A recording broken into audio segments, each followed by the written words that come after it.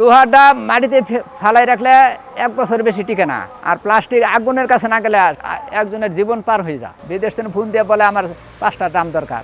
প্লাস্টিকটা বিভিন্ন যে কোনো কাজে নিতে পারে, আর লোহাটা যে কোনো কাজে নিতে পারে না, লোহাটা জং ধরে যায়। তাই এটা প্লাস্টিক বেশি নেয়, বিভিন্ন তেল জাতীয় বিভিন্ন কেমিক্যাল জাতীয় গাছ লাগানোর জন্য প্লাস্টিক নেই। আর লোহাটা ওই গাম জাতীয় কেমিক্যাল এইগুলোর মধ্যে ব্যবহার করে না। বাগানে লাগালে মরিচা ধরে যায়, বাগানও লোহাটা লাগালে মরিচা ধরে যায়। 220 লিটার আর 250 লিটার প্লাস্টিক দাম বেশি বিক্রি হয়। এই যে এই দামটা হইলো 4 ফিট প্লাস্টিক, আর এই যে এইগুলো লম্বা 250, আবার এই যে এইগুলো আছে 1 কান্দা। নির্ধারণ 4 ফিটের দাম হইলো 1600 টাকা, আর এটা হইলো 1550 টাকা, আর ওই যে ওইটা হইলো 1500 টাকা, আর লোহার ওইগুলো হইলো 1200। ওনারা বিভিন্ন জায়গায় মাছ আনা নেওয়া করে এবং ছাদও মাছ চাষ করে, ওইগুলো 4500 4000 টাকা। আমরা অধিকাংশই 100 টাকার কেটি পান। পরিষ্কারগুলা 100 টাকা কম, যেটা 1600 টাকা বিক্রি করি পরিষ্কার করে, ওইটা অপরিষ্কার 1500 টাকা বিক্রি করি। এইগুলা ওই যে বিভিন্ন কেমিক্যাল দিয়া, সাবান জাতীয় কেমিক্যাল আছে, এইগুলা দিয়ে এইগুলা পরিষ্কার করি। অপরিষ্কারগুলো এমনি নিয়ে যায়, কিন্তু দাম 100 টাকা কম। দামের চাহিদা সবসময় বেশি। আইসা দাম চাই, এটা দাম কত জিজ্ঞা কেউ পছন্দ হলে নিয়ে যায়, এইটা আমি বলতে পারলাম না। আমরা বিভিন্ন বড় বড় ফ্যাক্টরিতে আমরা কিনে আনি। বিদেশ থেকে আসার পর প্রথম বড় বড় মিল কারখানায় যা, পরে ওরা ওই কেমিক্যাল ব্যবহার করে আমার কাছে বিক্রি করে। দাম হইলে আমরা সাবান জাতীয় কেমিক্যাল দিয়া বা হুইল পাউডার দিয়ে আমরা পরিষ্কার করি। যেগুলো ফাড়া ফোড়া সেগুলা গাছ লাগানোর কাছে, যারা গাছ নার্সারি করে হ্যাঁ তাদের কাছে বিক্রি করি।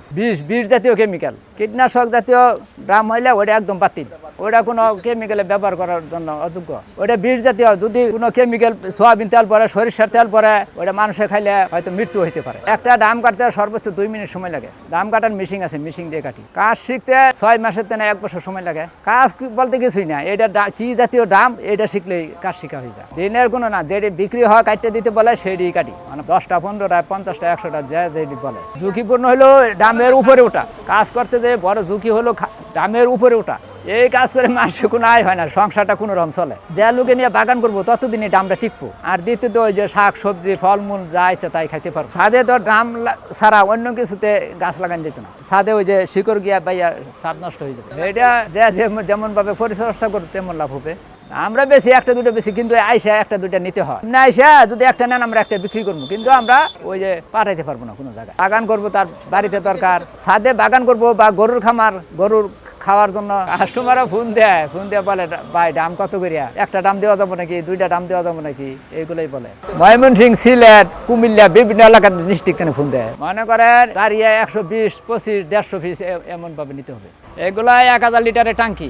মানুষে শিং মাছ বা কই মাছ, পাবদা মাছ এগুলা চাষ করার জন্য এগুলাই নেয়। যারা বাসার মালিক এরাই আসে বেশি রকম। আমরা আনি 50টা 60টা করে, আবার 1টা 2টা করে বেচে শেষ করে আবার আনি। কেমিক্যাল দিয়ে পরিষ্কার করিয়া পরে মাছ যারা চাষ করে হ্যাঁ কাছে বিক্রি করি।